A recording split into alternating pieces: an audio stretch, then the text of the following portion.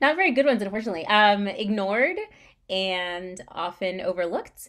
I think those two come to mind mainly because for so long it's slowly changing, but for so long when it came to things like Hispanic Heritage Month or Latinx Heritage Month or even Black History Month, so much of our experiences and stories and narratives were just not a part of the conversation, with the occasional mention of Celia Cruz, for example, or maybe Sammy Sosa when he was sort of at the height of his career.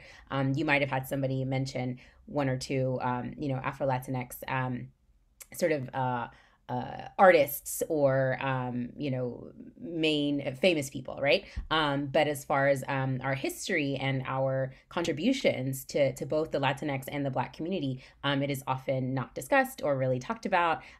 We often didn't make very many of those like Latinx Heritage Month lists that you see, for writers or actors or performers or anything like that.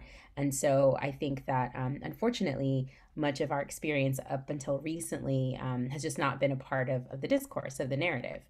Um, but I will also say that I think some other words to me that come to mind are, I want to say vibrant, and like very passionate, because our cultures, for many Latinx people of African descent, we just have the richness of both the African culture and the Latin American and indigenous cultures kind of as a part of our identity and a part of our experience. And so we're able Hmm. to blend all of that.